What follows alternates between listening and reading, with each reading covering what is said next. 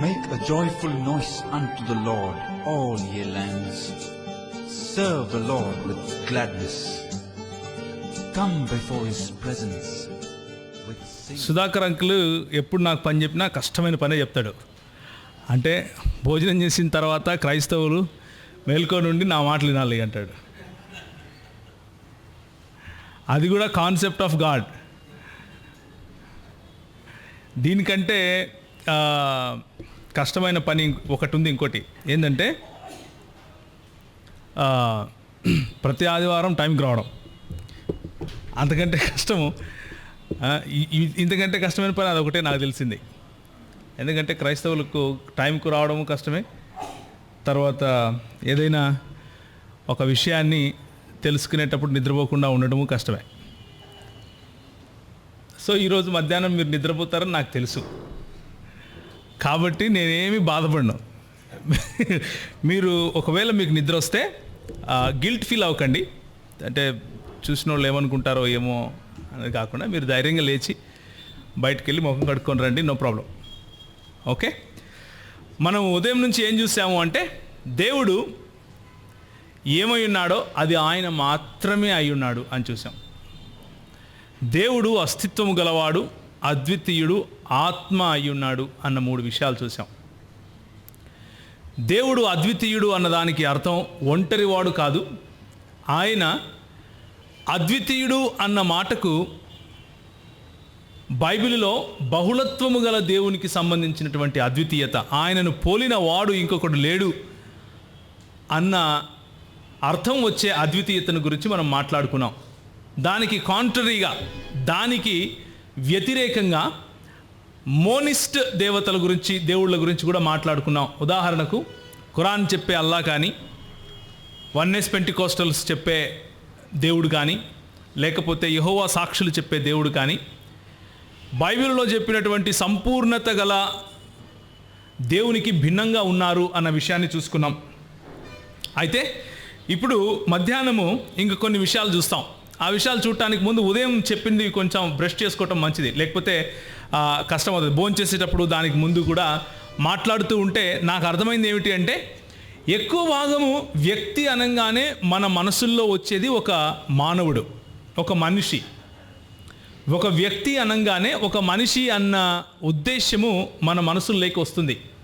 అయితే ఉదయం మనం ఇచ్చుకున్నటువంటి నిర్వచనం ప్రకారం వ్యక్తి అన్నవాడు, లేకపోతే వ్యక్తి ప్రతిసారి మనిషే అయి ఉండాల్సిన అవసరం లేదు. బైబిల్ గ్రంథం అలా చెప్తా ఉంది మనకు. ఎందుకు అంటే పరలోకంలో మనం దేవదూతలను చూస్తాం, జీవులను చూస్తాం, దేవుణ్ణి చూస్తాం, మానవులను చూస్తాం కదా. వ్యక్తి అన్న కేటగిరీలో ఇంతమంది ఉన్నారు.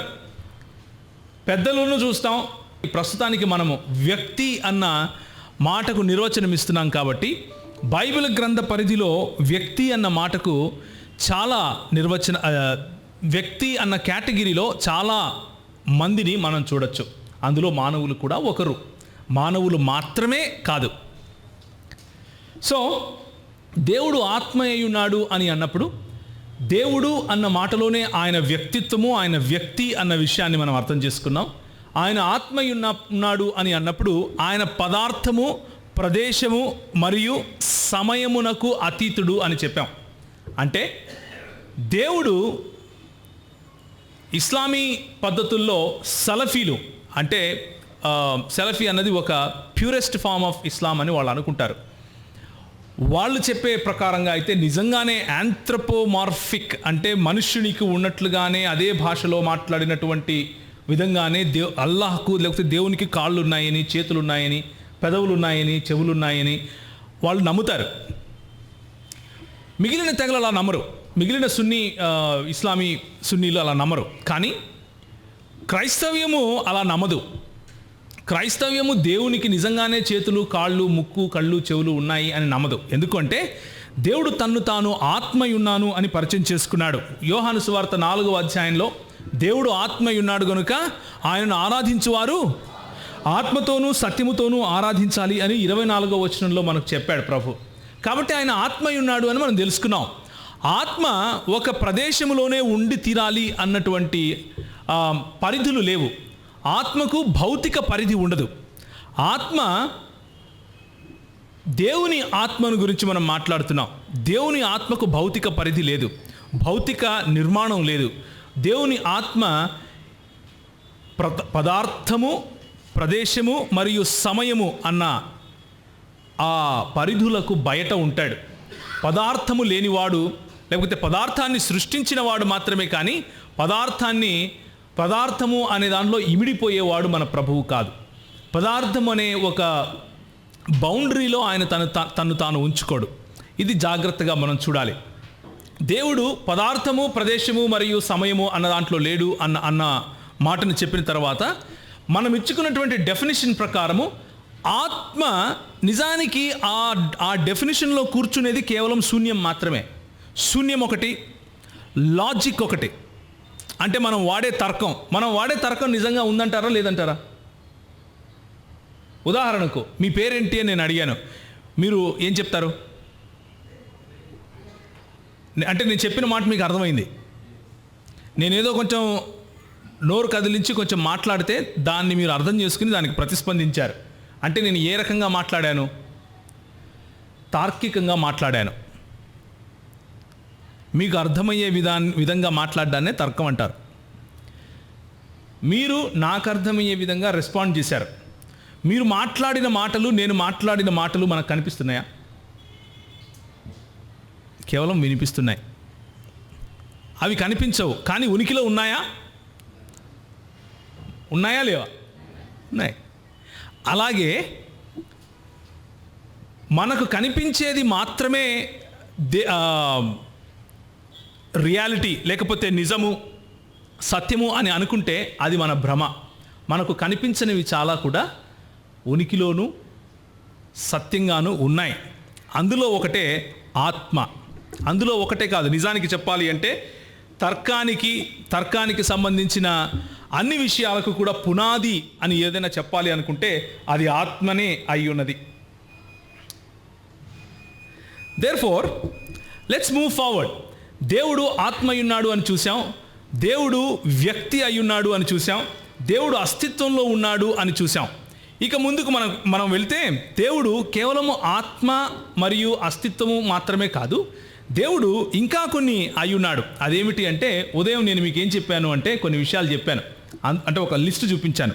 అందులో దేవుడు ప్రేమ అయ్యున్నాడు అని నేను మీకు చెప్పాను.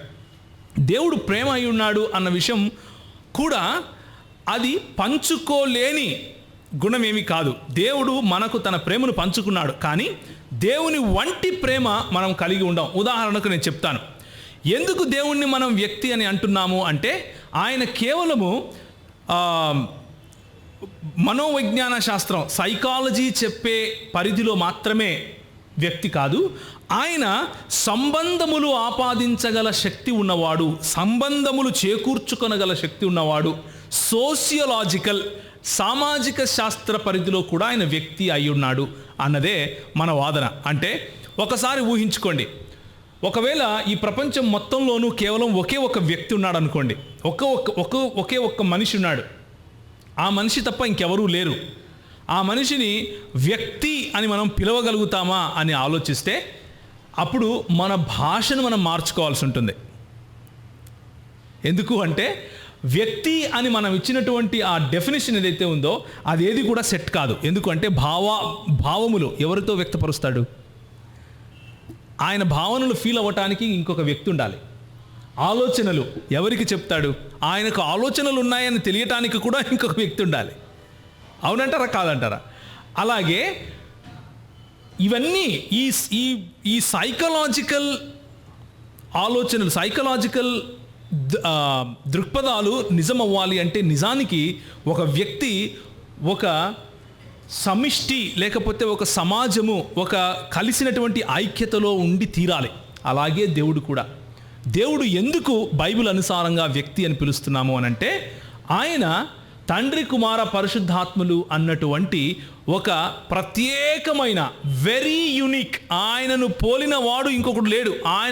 ఆయనకు పోలిన అలాంటి సమాజము ఇంకొకటి లేదు.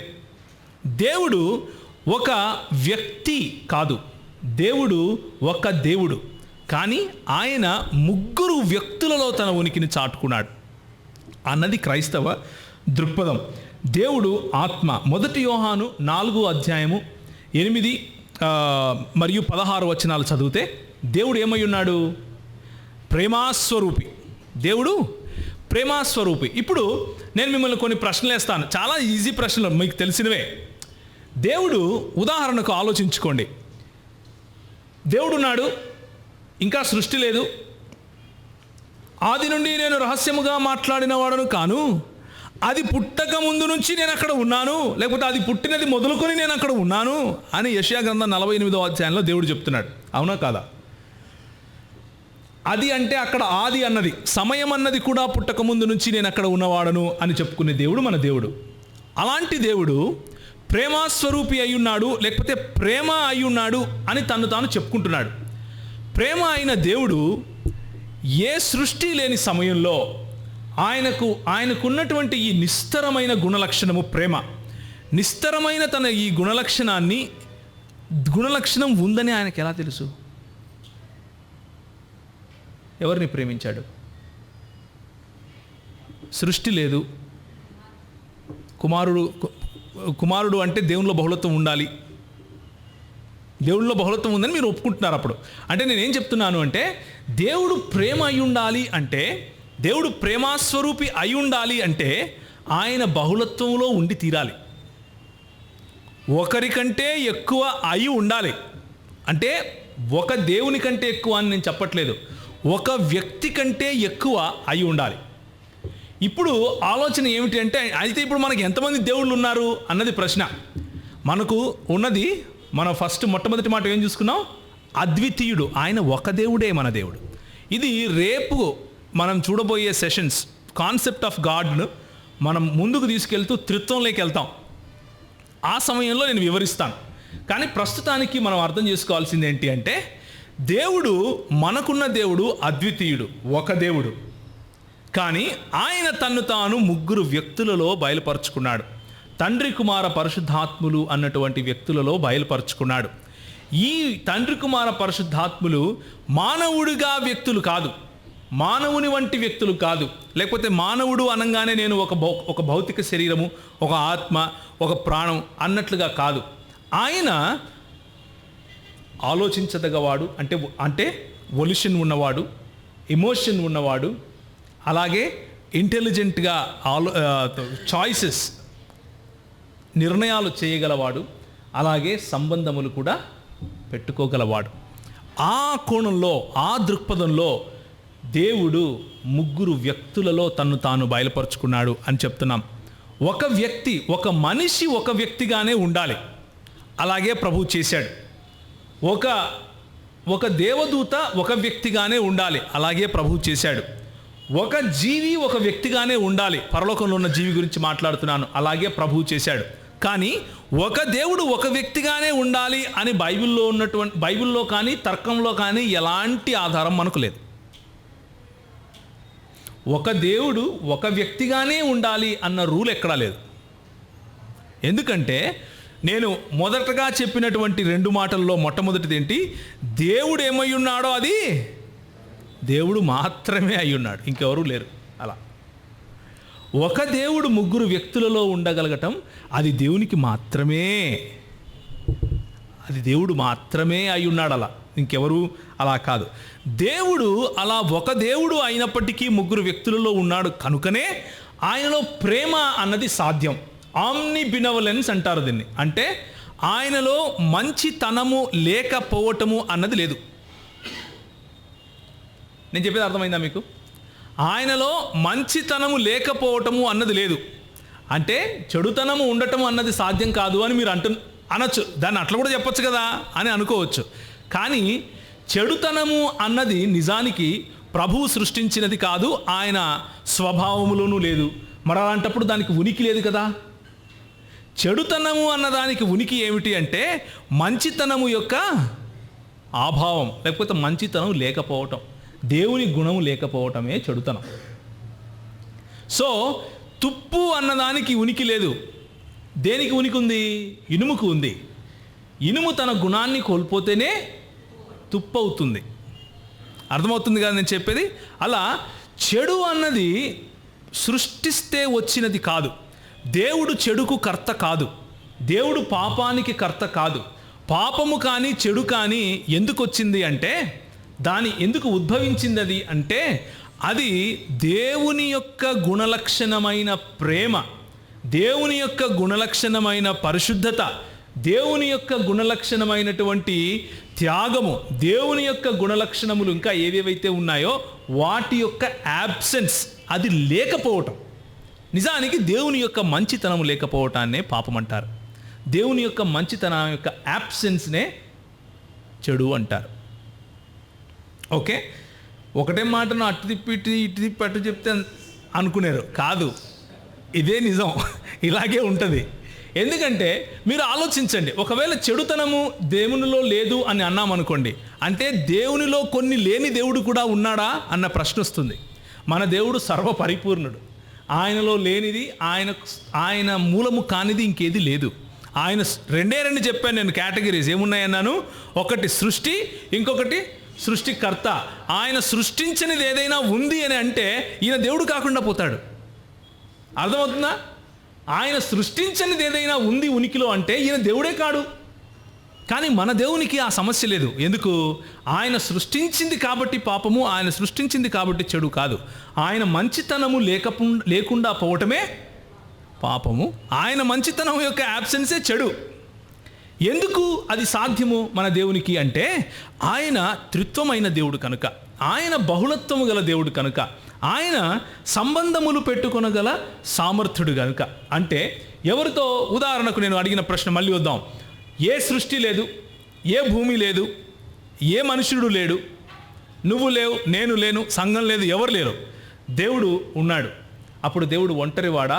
లేకపోతే ఒంటరివాడైన దేవుడు ఎవరిని ప్రేమించాడు? ఒంటరివాడైన దేవుడు ఎవరికి ప్రత్యక్షత చూపించాడు? పురాతన కాలము నుండి శాశ్వత కాలము నా ప్రత్యక్షతను చూపిస్తూనే వస్తున్నాను. ఆయన అక్కడ అబద్ధికుడన్నా అయి ఉండాలి, లేక ఇక్కడ ఒంటరివాడన్నా కాకుండా ఉండాలి. అర్థమవుతుందా నేను చెప్పేది? ఆయన ప్రత్యక్షతలు ఎవరికి చూపించాడు? ఎక్కడ చూపించాడు? ఆయన సర్వజ్ఞుడు అన్నావు, సరే, దేని గురించిన జ్ఞానం? దేని గురించిన జ్ఞానం అంటారు? ఆయన సర్వజ్ఞుడు, ఏ సృష్టి చేయలేదు, ఇంకా సమయం అన్నది కూడా లేదు. దేనికి ఏం తెలుసు ఆయనకు? జ్ఞానం అంటే ఏంటి? తెలుసుకోవటం, అంతేనా?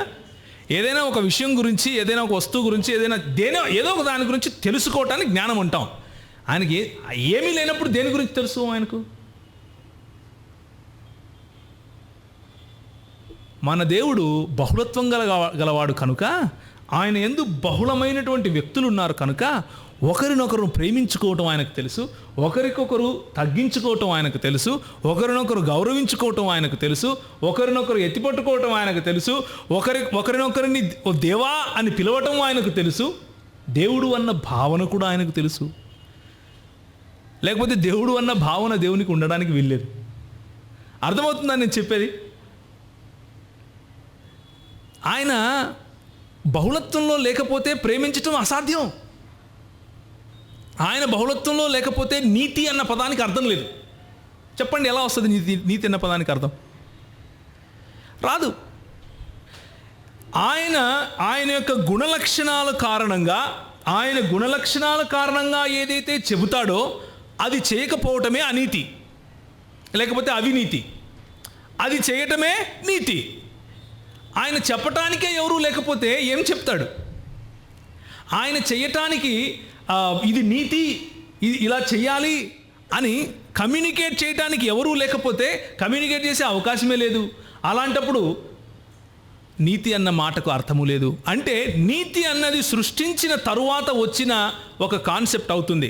అప్పుడు దేవుని గుణలక్షణాలలో నీతి అన్నది లేకుండా పోతుంది. అలా అంటారా మీరు? అలా కాదు. దేవుడన్న గుణలక్షణంలో ప్రేమ కానీ నీతి కానీ ఎప్పటి నుంచి ఉంది? ఆయన ఉన్నప్పటి నుంచి ఉంది. కాబట్టి దేవుని గుణలక్షణాలు, దేవుడు ఏమై ఉన్నాడో అది దేవుడు మాత్రమే అయి ఉన్నాడు. మనం కాదు, జీవులు కాదు, దేవదూతలు కాదు, సృష్టి కాదు, ఏది కాదు. ఇది కావటానికి కేవలం ఒకే ఒక ఆస్కారం ఉంది. అది ఏంటి అంటే దేవుని యందు బహుళత్వం ఉండటం. దేవునిలో బహుళత్వం లేకపోతే ఇది సాధ్యం కాదు. దేవుడు తన ఉనికి, తన నైజం, తన గుణలక్షణాల ఆధారంగానే క్రియలు చేస్తాడు. ఉదాహరణకు సృష్టించటం, విమోచించటం, తనను మహింపరచుకోవటం, ఇవన్నీ ఆయన గుణలక్షణాలు ఆధారంగానే చేస్తాడు. ఉదాహరణకు ఆయన గుణలక్షణాలు ఆధారంగా కాకుండా ఆయనకు సృష్టించాలి అన్న రూల్ ఏమైనా ఉందా? ఆయన సృష్టించకపోతే దేవుడు కాకుండా పోతాడా? ఏమంటారు? ఆలోచించండి. ఆయనకు సృష్టించకపోతే దేవుడు కాకుండా పోతాడా? ఎవరు చెప్పారు ఆయనకు సృష్టించమని?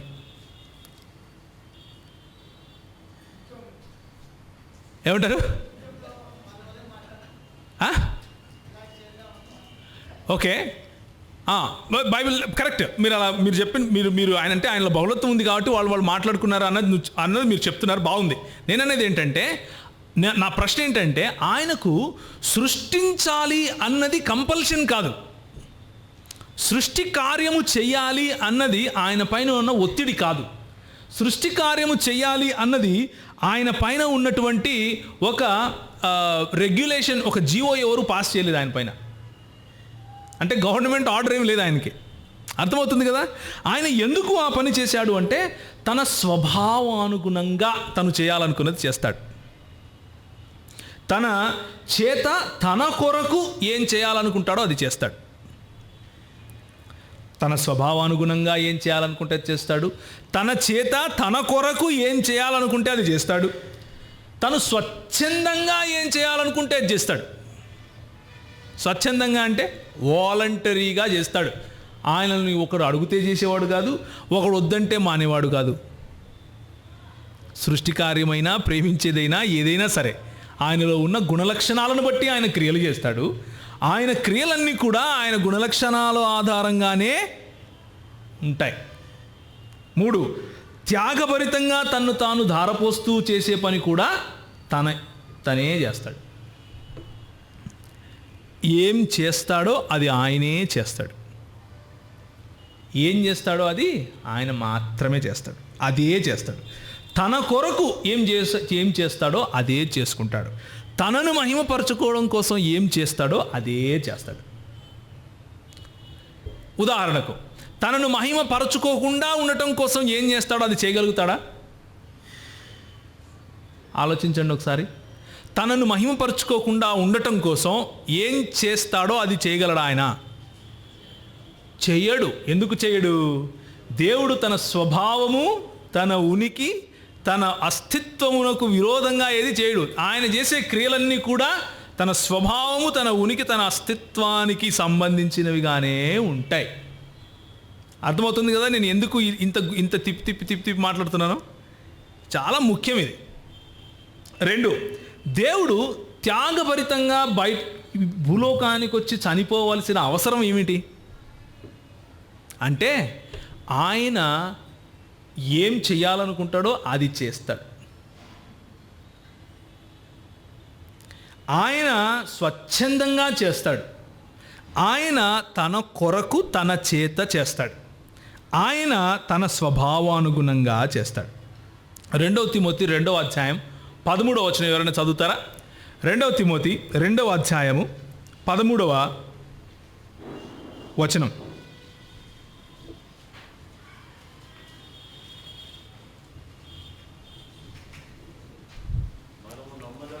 మనము నమ్మదగని వారమైనను ఆయన నమ్మదగినవాడుగా ఉండును. ఆయన తన స్వభావమునకు విరోధముగా ఏదియూ చేయలేడు. ఇది దేవుని వాక్యం చెప్పే సత్యం. ఆయన స్వభావము ప్రేమకు విరోధంగా ఆయన ఏది? ఆయన స్వభావము ప్రేమ మాత్రమే కాదు, ప్రేమ ఒకటే కాదు, ఆ ప్రేమ నుంచి వచ్చినటువంటి నీతి ఉంది. ఆ ప్రేమ ఆధారంగా వచ్చినటువంటి న్యాయము ఉంది. ఆ ప్రేమ ఆధారంగా వచ్చినటువంటి డిసిప్లిన్ ఉంది. ఆ ప్రేమ ఆధారంగా వచ్చినటువంటి మిగిలిన అన్ని గుణలక్షణాలు కూడా తన స్వభావములోకే వస్తాయి. ఆయన స్వభావానికి వ్యతిరేకంగా ఏది చేయడు ఆయన. కొంతమంది దేవుని యొక్క చట్టాన్ని చూసి ఒక రూల్స్ అండ్ రెగ్యులేషన్స్ చూసి ఇదేంది ఈయన ఆయన ఇలా చేయమన్నాడే దేవుడు ఇలా ఉంటాడా, దేవుడు ఇలా చేస్తాడా అని అడుగుతూ ఉంటారు. అంటే ఉదయం మనం చూసుకున్నాం కదా, పాత నిబంధన కొత్త నిబంధన. పాత నిబంధన అంతా కూడా దేవుడు చేయమని చెప్పాడు, అది మనకు మాత్రమే అని అనుకుంటూ ఉంటారు. అంటే అది ఆయనకు సంబంధించింది కాదు, మనకు అది అని అనుకుంటూ ఉంటారు. కానీ నిజానికి దేవుని యొక్క ధర్మశాస్త్రము ఇంకేదో కాదు, ఆయన స్వభావమే. జాగ్రత్తగా వినాలి. ఉదాహరణకు దేవుని స్వభావమే దేవుని ధర్మశాస్త్రం. దేవుని ధర్మశాస్త్రం కేవలం మనుషులకు కాదు, అది ఆయన నైజం, ఆయన స్వభావం, ఆయన ఉనికిలో నుంచి వచ్చిన మాటలు అవి. అందుకనే మనం దేవుని వాక్యానికి అంత విలువిస్తాం. దేవుని వాక్యాన్ని దేవుడు అని మనం ఎందుకంటాము అంటే, లేకపోతే యోహాను సువార్త 1వ అధ్యాయము 1వ వచనము 14వ వచనాన్ని కలుపుకొని యేసు ప్రభువును దేవుడు అని మనం ఎందుకంటాము అంటే, దేవుని స్వభావము ఎట్లా ఉంటుందో, ఆ దేవుని ఉనికి ఎలా ఉంటుందో, దేవుని అస్తిత్వం ఎలా ఉంటుందో అది ఆయన వాక్యమే.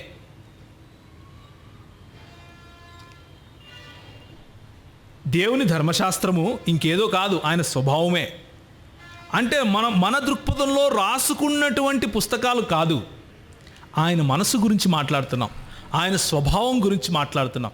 రాసుకున్నటువంటి పుస్తకాలు చిరిగిపోతే దేవుని వాక్యం చూసావా పాడైపోయింది అని చెప్పుకోవటానికి మనం ముస్లింలం కాదు. అర్థమవుతుందా? ఒక పొల్లైనను అచ్చైనను పోదు అంటే దాని అర్థం ఏంటి? బైబిల్లో చినిగిపోవని కాదు, లేకపోతే రాసుకునేటప్పుడు బైబిల్లో తప్పులు చేయరని కాదు. అది కాదు మన ఉద్దేశం. మన ఉద్దేశం ఏంటంటే దేవుని స్వభావము, దేవుని స్వభావమే ధర్మశాస్త్రం, దేవుని స్వభావమే ఆయన వాక్యం. అది ఎప్పటికీ గతించదు. మరి ఎలా గతిస్తుంది? ట్రై చేసి చూడండి. అది క్రైస్తవ దృక్పథం. మన దృక్పథాలు మనకు చాలా స్పష్టంగా తెలిసి ఉండాలి. 8వ అధ్యాయం, రోమీలకు రాసిన పత్రిక 8వ అధ్యాయము 32వ వచనం, అలాగే 26వ వచనం కూడా తీయండి. 26, 27, 32, 34 ఈ 4 వచనాలు చదవాలి. రోమీలకు రాసిన పత్రిక 8వ అధ్యాయము 26, 27, 32, 34.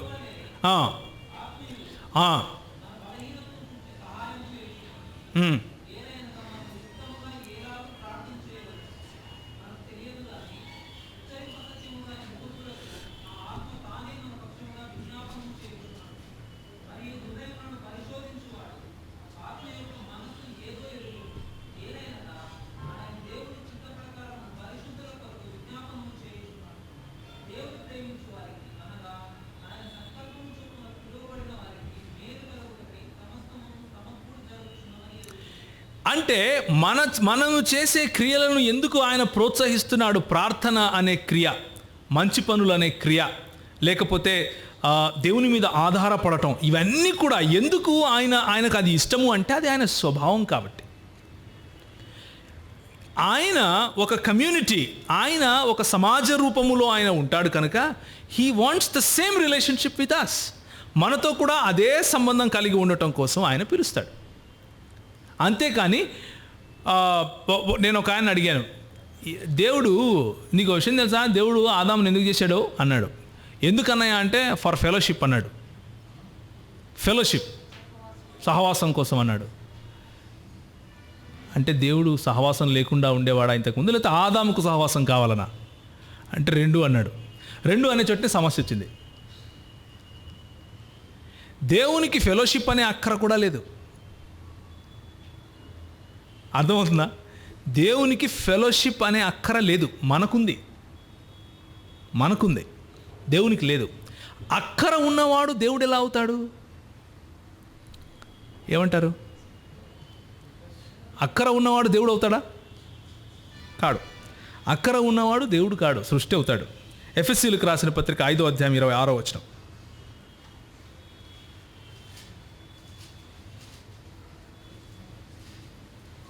ఎఫెసీయులకు రాసిన పత్రిక 5వ అధ్యాయం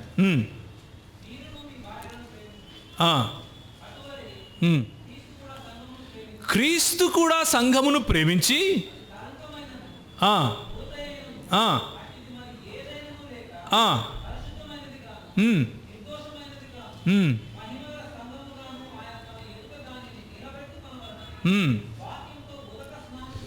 ఆయన ఏం చేస్తాడు అంటే ఆయనకు ఏం కావాలో అదే చేస్తాడు.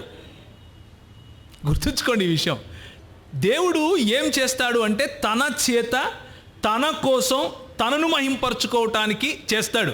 సంఘాన్ని కట్టినా అందుకే చేస్తాడు, సంఘానికి ఉదక స్నానం చేయించినా అందుకే చేస్తాడు, సంఘాన్ని ఏర్పరిచినా అందుకే చేస్తాడు. అలా ఏర్పరచడం కోసం ఆయన మానవునిగా దిగి వచ్చి ప్రాణం పెట్టినా అదే అందుకే చేస్తాడు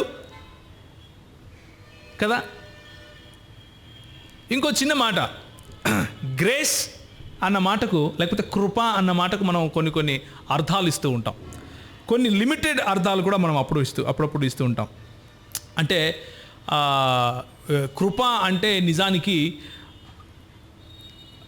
మనకు అర్హత లేకపోయినా దేవుడు చూపించేదే కృప అని అంటూ ఉంటాం కదా. యాక్చువల్గా మన పర్స్పెక్టివ్లో అంటే మనుష్యుల దృష్టికోణంలో అది నిజమే అయినప్పటికీ నిజానికి కృప అంటే ఏమిటి అంటే దేవుడు చేసి తీరాలి, అది దేవుడు ఇచ్చి తీరాలి. ఎందుకు అంటే అది ఆయన స్వభావం కనుక.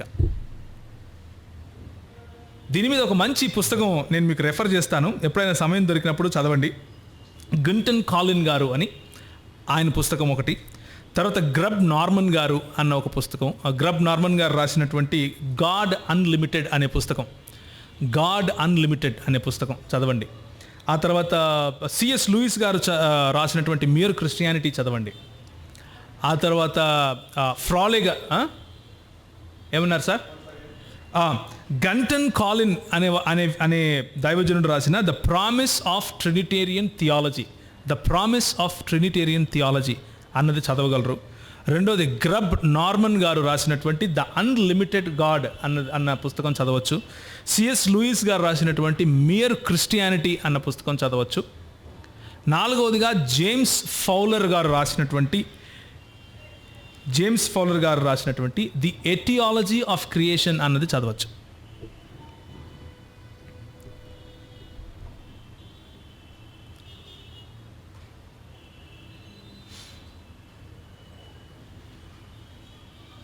సో దేవుడిచ్చే కృప ఆయన మనకు కావాలి కాబట్టి, మనం అడిగాం కాబట్టి, మనం గూజాడం కాబట్టి ఆయన ఇస్తాడు అని అనుకోకండి. ఆయన కృప తన స్వభావము అదే కాబట్టి వస్తుంది. ఆయన కృప, ఆయన ప్రేమ, ఆయన స్వభావాలు, ఆయన మనకిచ్చే ఆ కృపను స్వీకరించే శక్తి కూడా ఆయన స్వభావమే. ఆయన మనకిచ్చే మనం తీసుకునే చాయిసెస్ ఉంటాయి కదా, దానికి ఇచ్చే సామర్థ్యం కూడా ఆయన స్వభావమే. ఆయన స్వభావానికి విరుద్ధంగా ఏది చేయడు.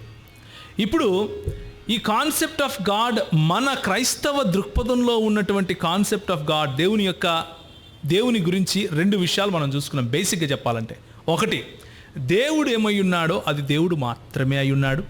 రెండవది, దేవుడు తన ఉనికి, తన అస్తిత్వము లేక తన స్వభావము కారణంగానే తన క్రియలు చేస్తాడు. తన స్వభావానికి బయట ఏమీ చేయడు.